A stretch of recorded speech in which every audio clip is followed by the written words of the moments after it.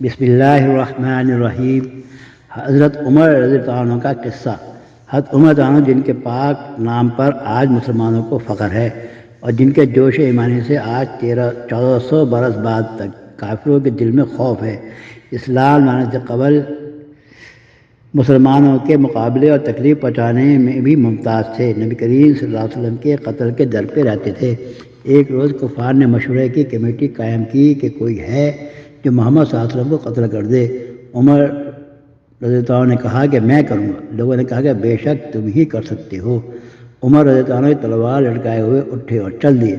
اسی فکر میں جا رہے تھے کہ ایک صاحب قبیلہ زہرہ کے جن کا نام حضرت سعد بن ابی وقاص ہے اور بعض نے اور صاحب لکھے ہیں، ملے۔ انہوں نے پوچھا کہ عمر کہاں جا رہے ہو؟ کہنے لگے کہ محمد صلی اللہ علیہ وسلم کے قتل کی فکر میں ہوں۔ نعوذ باللہ۔ سعد نے کہا بنو ہاشم و بنو زہرہ بنو عبد مناف سے کیسے مطمئن ہو گئے؟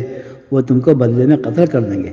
اس جواب پر بگڑ گئے اور کہنے لگے کہ معلوم ہوتا ہے کہ تو بھی بے دین یعنی مسلمان ہو گیا، لا پہلے تجھی کو نمٹا دوں۔ یہ کہہ کر تلوار سونپ لی۔ حضرت سعد نے بھی یہ کہہ کر کہ ہاں میں مسلمان ہو گیا ہوں تلوار سنبھالی۔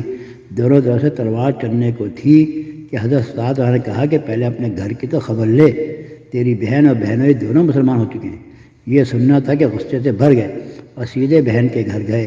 وہاں حضرت خبات عنہ جن کا ذکر نمبر 6 پہ گزرا، کواڑ بند کیے ہوئے ان دونوں میاں بیوی کو قرآن شریف پڑھا رہے تھے۔ حضرت عمر نے کواڑ کھلوائے۔ ان کی آواز سے حضرت خبات عنہ جلدی سے اندر چھپ گئے اور وہ صحیفہ بھی جلدی میں باہر ہی رہ گیا جس پہ آیتیں قرآن لکھی ہوئی تھیں۔ ہمشیرہ نے کواڑ کھولے۔ حضرت عمر کے ہاتھ میں کوئی چیز تھی جس کو بہن کے سر پہ مارا، جس سے سر سے خون بہنے لگا اور کہا کہ اپنی جان کی دشمن تو بھی بددین ہو گئی۔ اس کے بعد گھر میں آئے اور پوچھا کہ کیا کر رہے تھے اور یہ آواز کس کی تھی؟ بہنوں نے کہا کہ بات چیت کر رہے تھے۔ کہنے لگے کیا تم نے اپنے دین کو چھوڑ کر دوسرا دین اختیار کر لیا؟ بہنوں نے کہا کہ اگر دوسرا دین حق ہو تب۔ یہ سننا تھا کہ ان کی داڑھی پکڑ کر کھینچی اور بے تحاشا ٹوٹ پڑے اور زمین پہ گرا کے خوب مارا۔ بہن نے چھڑانے کی کوشش کی تو ان کے منہ پر ایک تماچا اس زور سے مارا کہ خون نکل آیا۔ وہ بھی آخر عمر عنہ ہی کی بہن تھی۔ کہنے لگی کہ عمر ہم کو اس وجہ سے مارا جاتا ہے کہ ہم مسلمان ہو گئے؟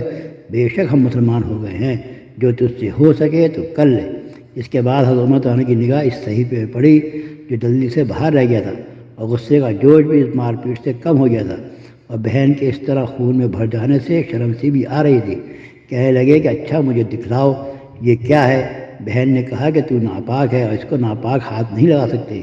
ہر شخص اصرار کیا مگر وہ بے وضو اور غسل کے دینے کو تیار نہ ہوئی۔ حضرت عمر نے غسل کیا اور اس کو لے کے پڑھا۔